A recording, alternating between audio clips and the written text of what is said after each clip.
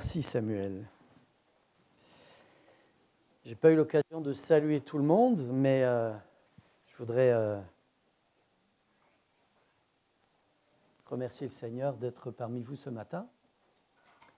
J'aurais dû être là parmi vous il y a 15 jours lors de la MEB et j'étais dans mon lit avec Alain Bagot et je voudrais vraiment vous reconnaître pour les résultats exceptionnels que l'église d'Épinal a pu avoir à la MEB.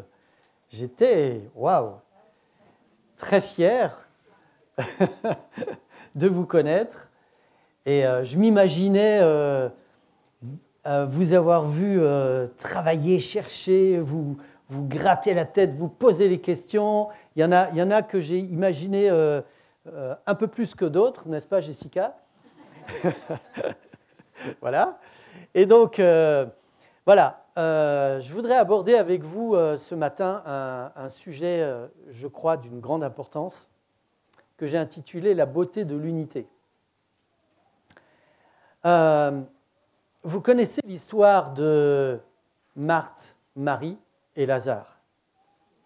Vous connaissez cet épisode de leur vie où Jésus étant leur ami proche, il allait souvent chez eux, apprend que son ami Lazare est malade, mais d'une maladie très grave. Et donc Marthe et Marie envoient un messager pour dire à Jésus « Viens, ton ami Lazare est malade. Viens vite ». Mais Jésus va encore passer quelque temps avec ses disciples là où il est, avant d'aller retrouver son ami Lazare. Et lorsqu'il vient, Lazare est déjà dans le tombeau depuis 3 jours. Jésus arrive sur place. Vous trouvez cette histoire dans l'évangile de Jean au chapitre 11. Et au verset 20, lorsque Marthe apprend que Jésus arrive, elle va au-devant de lui, et tandis que Marie se tenait assise à la maison. Et Marthe va parler à Jésus, et elle va lui dire « Seigneur, si tu avais été ici, mon frère ne serait pas mort. » Je ne sais pas si vous ressentez dans cette simple phrase la déception de Marthe. Si tu avais été ici, ça commence par un si, mais ça ne s'est pas passé comme ça. Si tu avais été ici, mon frère ne serait pas mort. Marie va dire à Jésus exactement la même phrase, vous la retrouvez un peu plus loin, au verset 32. Lorsque Marie fut arrivée là où était Jésus et qu'elle le vit, elle tomba à ses pieds et elle lui dit « Seigneur, si tu avais été ici, mon frère ne serait pas mort. »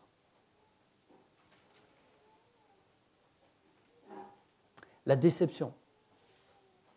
La déception engendre parfois le doute, engendre parfois la perte de foi, ou engendre parfois la révolte, ou parfois la colère, toutes sortes de sentiments qui sont là. Je ne sais pas dans quel état Marthe et Marie se trouvaient là en ce moment, probablement choquées de la mort de leur frère. On est au début, vous savez que quand on perd un être cher, au début, on n'est pas encore dans des sentiments de colère ou de révolte ou quoi que ce soit. On n'y croit pas. Et ces 2 sœurs sont là. Si je vous raconte cette histoire, c'est parce que hier, je suis allé rendre visite à notre sœur Christiane, qui, comme vous le savez, se trouve à Épinal. Elle est en gériatrie en ce moment d'ailleurs. Et bientôt, elle va aller à Saint-Dié, à partir de mercredi. Voilà. J'étais dans sa chambre, il y avait là son mari, Gilbert, son fils David, sa belle-fille Rachel, et une infirmière arrive dans la chambre. Très gentille dame, qui apparemment faisait connaissance avec Christiane, puisque c'est la première fois qu'elle la voyait. Et cette dame discute et parle de l'accident vasculaire cérébral dont Christiane est victime. Et David lui dit, à un moment donné, oui, ça fait 2 mois qu'elle a eu son premier AVC, et elle en a eu 2. Et le visage de l'infirmière s'est assombri, elle a dit « Oh là là !» Alors je vais vous dire, la chose à faire quand on a un accident vasculaire cérébral, c'est tout de suite la rééducation. Et cette rééducation n'a pas eu lieu. Et j'ai vu dans son lit Christiane, dont le visage changeait. il y avait dans son regard comme une déception avancée. Je ne sais pas si vous voyez ce que je veux dire. Comme un désespoir, comme si elle était en train de tomber dans un gouffre dans lequel elle ne pouvait rien faire. J'ai vu son regard qui changeait à ce moment-là. Peut-être que vous avez aussi vécu ce genre de choses parfois dans votre vie. Peut-être que vous aussi, il vous est arrivé d'être frappé par quelque chose, une situation qui vous tombe dessus, le décès d'un être cher. Beaucoup d'entre nous ont déjà vécu ça ici. Ou la perte d'un emploi, ou peut-être une réputation que l'on vous fait et qui est injustifiée. Et c'est comme un coup qui vous tombe sur la tête. Comment Marthe et Marie réagissent?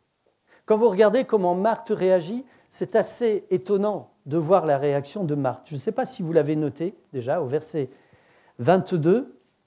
Après avoir dit « Seigneur, si tu avais été ici, mon frère ne serait pas mort », au verset 22, elle dit « Maintenant même, je sais que tout ce que tu demanderas à Dieu, Dieu te l'accordera. » Et Jésus lui dit « Ton frère ressuscitera. » Et elle dit « Je sais qu'il ressuscitera à la résurrection au dernier jour. » Et Jésus lui dit « Je suis la résurrection et la vie.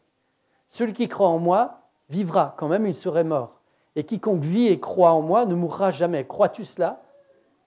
Et Marthe va dire « Oui Seigneur, je crois que tu es le Christ, le Fils de Dieu qui devait venir dans le monde. » Mais qu'est-ce que ces vérités changent à la vie de Marthe? Marthe croit que son frère va ressusciter, oui, au dernier jour, mais pour l'instant, il est mort. Elle énonce toutes sortes de vérités qui, aujourd'hui, ne lui servent à rien. C'est ainsi que parfois, lorsqu'on est frappé par certains événements de notre vie, on s'accroche à des vérités qui deviennent des doctrines sans vie, parce qu'elles ne nous servent à rien. Et si vous regardez ce que Marthe fait juste après ça, juste après avoir parlé de cette manière à Jésus, le texte nous dit qu'ayant ainsi parlé, elle s'en alla. Puis elle appela secrètement Marie, sa sœur, et lui dit « Le maître est ici et il te demande. » Vous avez vu Jésus demander à Marthe « Appelle Marie ?» Jésus n'appelle pas Marie. Pourquoi Marthe fait ça? On a un peu l'impression que c'est comme si elle ne peut plus rester avec Jésus. Ça fait trop mal. Donc elle envoie sa sœur. Et on ne voit plus Marthe dans l'histoire après cela. J'ai eu peur pour ma sœur hier, quand je l'ai vue à l'hôpital dans son lit, quand j'ai vu son regard. J'ai eu peur qu'elle sombre dans le désespoir. Je remercie le Seigneur de m'avoir inspiré. Je me suis approché d'elle et je lui ai dit « Christiane, regarde à Jésus. Regarde à Jésus. Il est là et il t'aime. » Je lui ai rappelé le Dieu que nous avons, l'espérance que nous avons, parce qu'elle en avait grand besoin. Et au fur et à mesure que je lui parlais, vous savez qu'elle s'est dit oui et non. Elle disait oui, oui, oui. Et son regard s'est à nouveau éclairé. Je remercie le Seigneur pour ça. Quand le doute, la peur, l'inquiétude s'immiscent dans nos vies, eh bien parfois cela devient si grand que ça prend toute la place. L'exemple de Marthe est parlant. Elle connaît les vérités, mais cela ne change rien à sa vie. Qu'en est-il de nous? Vous êtes-vous aussi retrouvé dans la situation d'un membre d'Église qui connaît beaucoup de choses, qui fait beaucoup de choses, mais qui ne vit pas grand-chose? Vous êtes-vous déjà retrouvé dans la situation de quelqu'un qui a beaucoup de questions, qui n'ose même pas poser ou qu'elle n'ose même pas poser, et qui reste là et qui finissent par paralyser toute sa vie spirituelle. Vous avez peut-être déjà rencontré de ces chrétiens qui sont en colère. On ne sait pas trop pourquoi ils sont en colère. Mais ils sont capables de monter au créneau dès qu'il s'agit de défendre une vérité. Ils sont capables parfois de marcher sur les autres, pourvu qu'on respecte leurs convictions. Ils sont en colère. Il y a derrière des questions auxquelles il n'y a pas de réponse. Il y a derrière, Seigneur, si tu avais été là, alors ça ne se serait pas produit.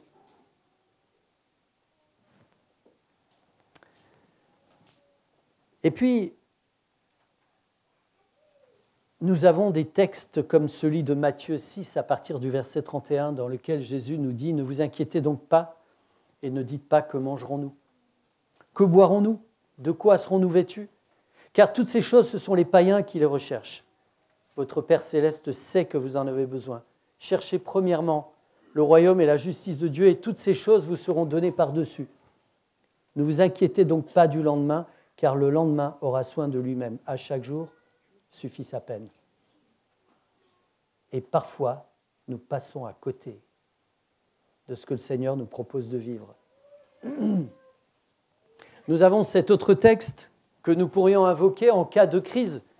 Hébreux 12, versets 1 à 3, où l'apôtre Paul nous dit « Nous donc aussi, puisque nous sommes environnés d'une si grande nuée de témoins, après avoir parlé, vous savez, au chapitre 11, de toutes ces personnes de foi qui ont suivi le Seigneur, puisque nous sommes environnés d'une si grande nuée de témoins, rejetons tout fardeau et le péché qui nous enveloppe si facilement.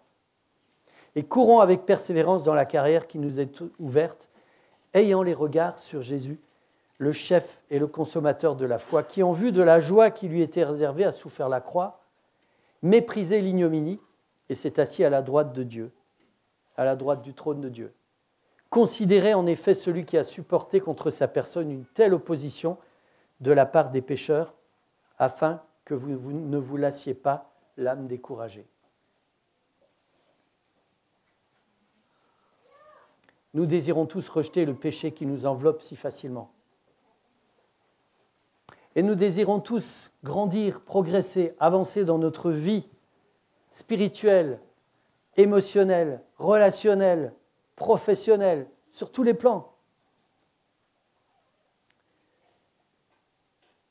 Je voudrais reprendre l'expérience de Christiane, parce que pour moi, elle a été parlante, et ça m'a rappelé beaucoup de choses de ma vie, et peut-être aussi de la vôtre. Nous sommes seuls face à notre expérience de vie. Personne ne peut la vivre à notre place. Personne ne peut faire les choix que nous avons à faire. Personne ne peut comprendre à notre place. Personne ne peut exprimer les choses à notre place. C'est à nous de le faire. Mais comment le faire ? Comment y parvenir ? Je me souviens d'un homme qui a perdu un enfant il y a de nombreuses années de cela. Et je l'ai vu un jour parler du décès de son fils, avec des larmes. J'ai été surpris de voir ces larmes, parce que ça fait des années. Je me suis rendu compte que pour cet homme, il y avait probablement des choses à exprimer qu'il n'avait pas exprimées. Alors, la Bible nous donne un secret merveilleux. Un secret qui nous ouvre la porte à la vie et à la vraie vie. Je vous invite tous à prendre Jean 17, versets 20 à 23. Je vous invite tous à lire ce texte avec moi. Ce texte est contenu dans la prière, ce qu'on appelle la prière sacerdotale. C'est donc la prière, la dernière prière que Jésus va faire avec ses disciples, ou pour ses disciples. Enfin, avec et pour ses disciples. Et on retrouve Jésus qui prie, là, non seulement pour ses disciples, mais aussi pour nous aujourd'hui. Jean 17 à partir de verset 20. Ce n'est pas pour eux seulement que je prie. Donc eux, ses disciples, mais encore pour ceux qui croiront en moi par leur parole, donc nous ici présents, entre autres, afin que tous soient un. Comme toi, Père, tu es en moi, et comme je suis en toi, afin qu'eux aussi soient un en nous. Pour que le monde croie que tu m'as envoyé. Je leur ai donné la gloire que tu m'as donnée, afin qu'ils soient un, comme nous sommes un. Moi en eux, et toi en moi, afin qu'ils soient parfaitement un, et que le monde connaisse que tu m'as envoyé, et que tu les as aimés, comme tu m'as aimé.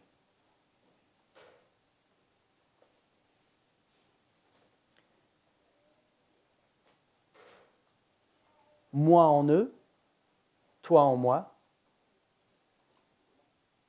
eux en Jésus. Je ne sais pas si vous voyez, ça ressemble aux poupées russes.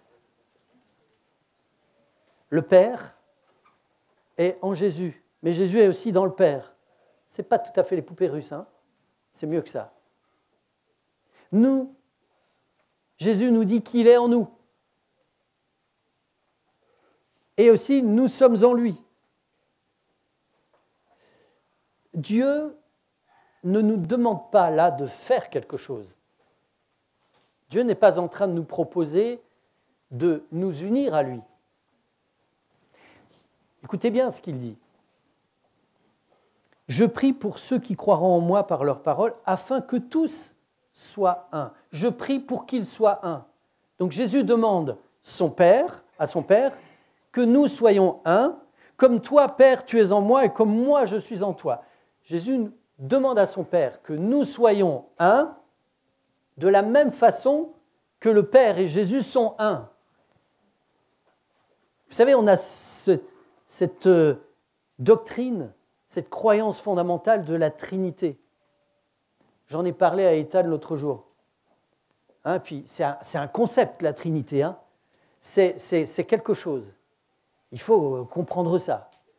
En fait, la Trinité, c'est trois êtres éternels, tout-puissants, divins, qui sont un, mais un au point de ne faire plus qu'un. Ça ne veut pas dire qu'ils sont les mêmes personnes, mais ça veut dire qu'ils sont tellement unis que leur unité ressemble à un. Daniel nous disait tout à l'heure qu'il aimait bien le chapitre 2 du livre des Actes. Chapitre 2, chapitre 4, le texte martèle que l'Église était un. La multitude de ceux qui avaient cru n'était qu'un cœur et qu'une âme. Ils étaient un. Je suis sûr que vous avez vécu ça déjà dans votre vie. D'être un avec quelqu'un ou de vous sentir un dans un groupe, c'est quelque chose de fabuleux. Et Jésus prie pour ça. Mais Jésus prie pour ça pour que nous soyons un, non pas comme nous l'imaginons, comme nous le pensons, mais comme lui est un avec son Père. Et ça, je peux vous dire, je ne sais pas ce que c'est. Il n'y a que Dieu qui peut produire ça en moi. Pour nous aider à comprendre, on a cette idée de la Trinité. Mais pas que. Quand vous regardez, par exemple, ce texte qui se trouve dans l'Épître aux Hébreux, au chapitre 1, on va lire 5 versets dans ce chapitre. Hébreux, chapitre 1, vous verrez comment sont les anges par rapport à cette unité-là. Donc au verset 5 et 6, « Auquel des anges Dieu a-t-il jamais dit, tu es mon fils, je t'ai engendré aujourd'hui, et encore je serai pour lui un père et il sera pour moi un fils. » Et lorsqu'il l'introduit de nouveau dans le monde, le premier-né, il dit que tous les anges de Dieu l'adorent. Vous savez, Dieu n'est pas en train de dire aux anges, avec son autorité divine et sa toute-puissance, « Adorez mon fils ». Non. Les anges, la Trinité, ne forment qu'un. Les anges désirent adorer. Les anges veulent le faire. Ça vient d'eux. Et quand Dieu dit que tous les anges l'adorent, c'est comme si Dieu dit, je vous donne le feu vert, allez-y. Ils sont un.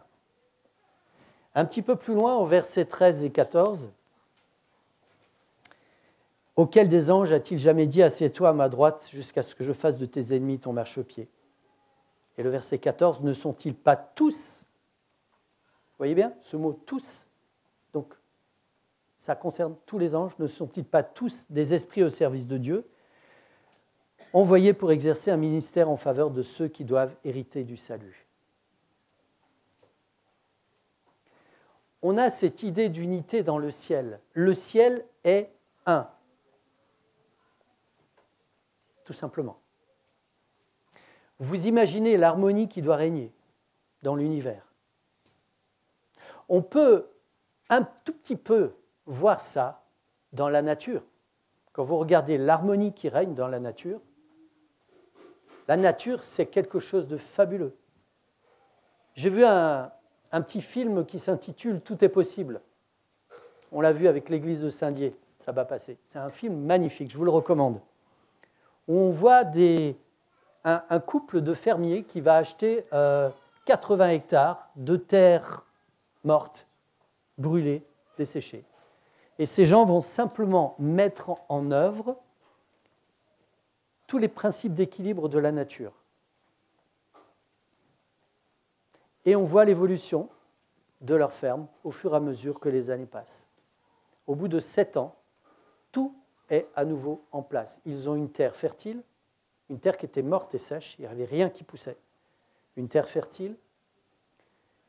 Les pollinisateurs sont revenus, alors qu'il n'y en avait plus, ils étaient tous morts. L'équilibre entre les prédateurs et les proies est à nouveau fait, et tout marche merveilleusement bien. Tout simplement parce qu'ils ont permis aux principes de base de la nature de se remettre en place. Dans le ciel, dans l'univers, il y a une harmonie parce qu'il y a unité. C'est ce que le Seigneur souhaite pour nous.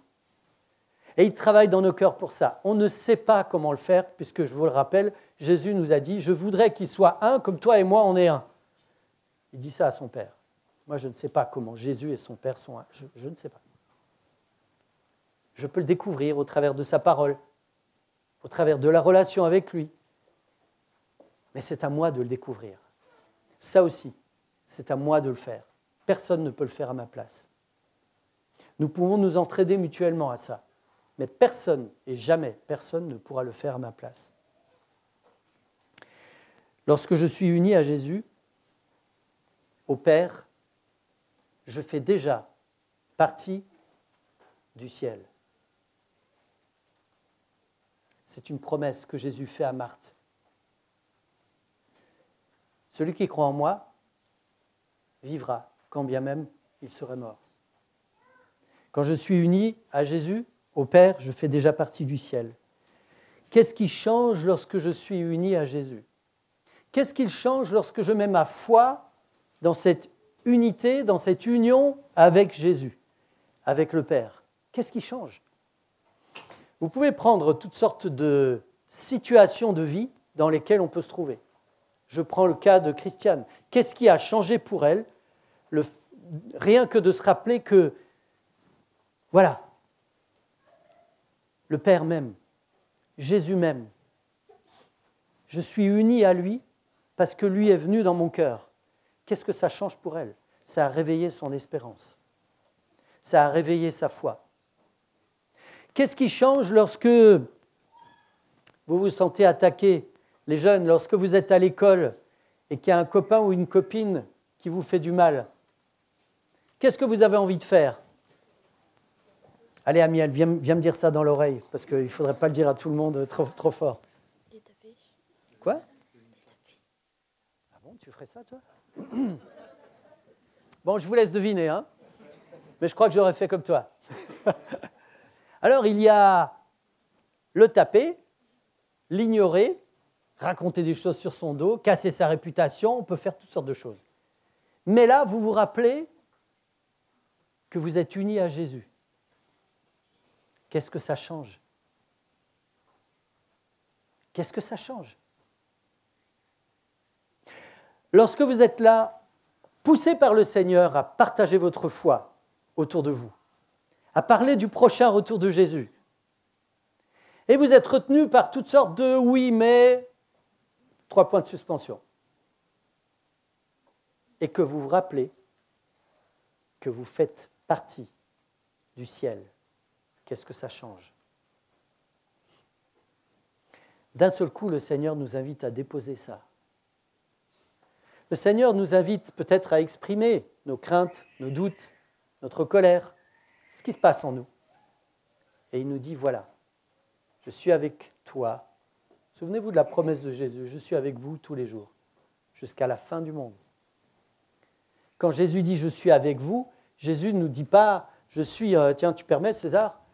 Voilà, imaginez, c'est Jésus, hein, il ressemble un petit peu, la barbe et tout, voilà. Hein, ça ne veut pas dire que Jésus est à côté de moi. Avec, ça veut dire « je suis en toi ».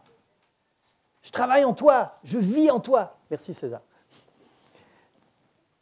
Et donc, c'est ce que le Seigneur nous propose de vivre. Tout à l'heure, merci Daniel hein, pour ton animation d'école du sabbat. Tout à l'heure, on a parlé de ce message que le Seigneur nous invite à prêcher. Vous savez, on peut verser dans la culpabilité, voire dans la culpabilisation. Je ne le fais pas, et donc je suis coupable, et je suis pécheur, et je tourne en rond. Et je tourne en rond. Et lorsque je tourne en rond, que je me sens coupable, le Seigneur m'invite à entendre sa prière qu'il fait à son Père. Je voudrais qu'il soit un, comme toi et moi, on est un. Mais Jésus ne s'arrête pas là. Reprenons ce texte magnifique de Jean 17. Jésus dit, au verset 21, Jean 17, verset 21, « Afin que tous soient un, comme toi, Père, tu es en moi, et comme je suis en toi, afin qu'eux aussi soient un en nous. » Voilà. C'est ce que Dieu souhaite. C'est ce que Dieu nous propose. Voilà les dispositions que le Seigneur a mises en place pour nous. C'est comme ça que la vie, je vais commencer par moi, c'est comme ça que ma vie devrait fonctionner. Pardon, je vais le dire autrement, parce que là, il y a encore des si. C'est comme ça que ma vie peut fonctionner. C'est à moi de décider. Comment je voudrais que ma vie fonctionne? Et le Seigneur m'appelle. Le Seigneur n'est pas là en train de soulever des culpabilisations. Ce n'est pas ça qui va me pousser à partager ma foi. Ce n'est pas ça. Ce n'est pas la contrainte non plus. Ce n'est pas la peur. Ce n'est pas la vision de ces moments difficiles qui sont devant nous, qui vont me dire bon, maintenant, vas-y Jean-Marc, remonte tes manches et partage. Ce n'est pas ça. Ce qui nous pousse, c'est l'amour. L'amour que Dieu a manifesté en nous disant, voilà, Père, en disant à son Père, Père, je voudrais que tous soient un, comme toi, tu es en moi, moi en toi, afin qu'eux aussi soient un en nous.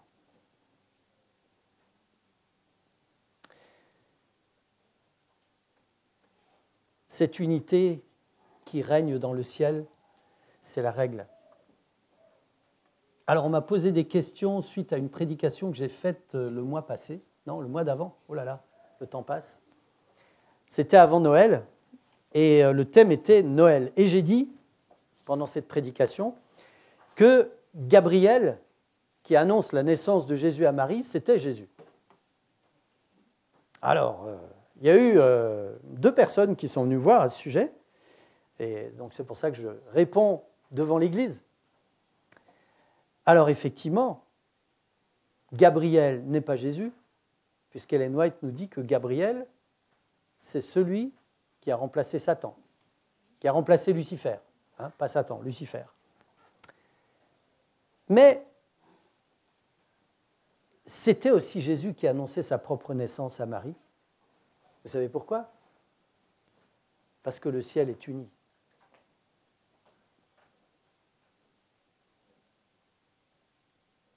Cette annonce ne partait pas de Gabriel.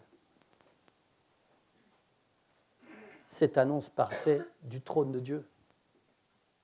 Cette annonce partait du Créateur de toutes choses. Je pense qu'il est important pour nous de saisir cette unité qui règne dans le ciel et qui, je dois le dire, me dépasse passablement. Mais qui est une si belle image.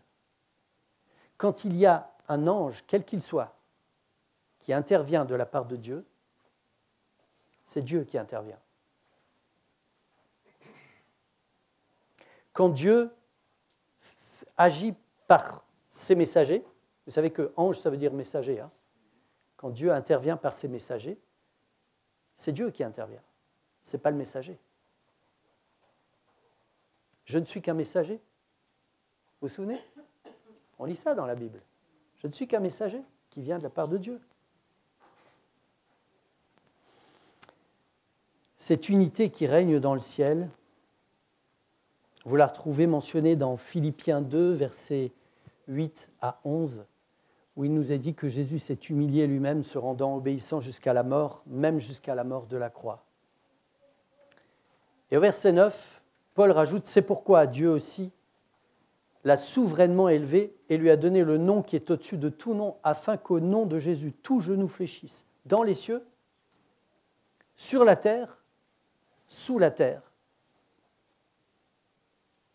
et que toute langue confesse que Jésus-Christ est Seigneur, à la gloire de Dieu le Père. » Cette unité, bientôt, très bientôt, nous allons pouvoir vivre cette unité. Très bientôt, quand Jésus reviendra, ceux qui sont dans le ciel, ceux qui sont sur la terre et ceux qui sont sous la terre vont plier le genou devant Jésus. Même ceux qui n'auront pas accepté Dieu dans leur vie vont reconnaître la souveraineté de Jésus, vont reconnaître que Dieu est un Dieu juste et un Dieu d'amour. Tout le monde va le reconnaître. Attention, je ne suis pas en train de dire que tout le monde sera obligé de le reconnaître. Non, tout le monde va le reconnaître parce que ça sera une évidence. Et là, on pourra enfin voir Dieu tel qu'il est. On pourra enfin vivre ça pleinement. Alors, je voudrais terminer par une application pratique. Je suis confronté à toutes sortes de choses dans ma vie, et vous également. Mes réactions viennent de ma nature, hélas, mais pas toujours. Parce que parfois, mes réactions viennent de cette appartenance que j'ai, ce lien que j'ai avec le Seigneur, que le Seigneur d'ailleurs a établi avec moi. Ce n'est pas moi qui l'ai établi. Alors, la prochaine fois que tu réagis mal, Calista, mais ça ne t'arrive pas, hein? La prochaine fois que tu réagis mal, essaye de te rappeler que Dieu t'unit à lui. Essaye de te rappeler que tu peux lui faire confiance et que tu peux croire, même si tu as une image désastreuse de toi, tu peux croire que tu es la fille bien-aimée de Dieu. Et que jamais il ne t'abandonnera parce qu'il l'a promis. Pas parce que tu es gentil, parce qu'il l'a promis. David va dire plus d'une fois dans les psaumes qu'il invoque Dieu à cause de sa bonté, à cause de sa miséricorde. Combien de fois David va dire « Pardonne mon péché à cause de ta grande miséricorde », pas à cause de moi, à cause de toi. Nous avons un Dieu qui désire nous unir à lui. Nous avons un Dieu qui désire nous unir. Si ça ne ressemble pas à de l'amour, je ne sais pas. Donc la prochaine fois que tu traverseras la peur, la prochaine fois que tu traverseras le doute, La prochaine fois que tu auras le désir de te justifier, la prochaine fois que tu vas t'inquiéter, je te propose un plan en 3 phases. Confie-toi en Dieu. Mets ta confiance en lui, parce qu'il est fidèle. Deuxièmement, confie-lui ce que tu vis. Dis-lui ce qui se passe. Parle-lui de ça, comme à ton meilleur ami. Et troisièmement, considère que tu ne t'appartiens pas. Parce que c'est lui qui t'a créé et c'est lui qui t'a racheté. Remarquez bien que la Bible parle de rachat, elle ne parle pas d'achat. Il t'a racheté parce que tu étais perdu. Je voudrais relire avec vous ce texte pour terminer de Jean 17, versets 20 à 23. Et je vous invite, alors je ne sais pas si on a tous la même version, mais je vous invite à le lire avec moi. Jean 17, versets 20 à 23, c'est un extrait de cette prière magnifique de Jésus qui nous dit, lisons ensemble, « Ce n'est pas pour eux seulement que je prie, mais encore pour ceux qui croiront en moi par leur parole, afin que tous soient un, comme toi, Père, tu es en moi, et comme je suis en toi, afin qu'eux aussi soient un en nous, pour que le monde croie que tu m'as envoyé. Je leur ai donné la gloire que tu m'as donnée, afin qu'ils soient un, comme nous sommes un, moi en eux et toi en moi, afin qu'ils soient parfaitement un, et que le monde connaisse que tu m'as envoyé et que tu les as aimés, comme tu m'as aimé. Amen.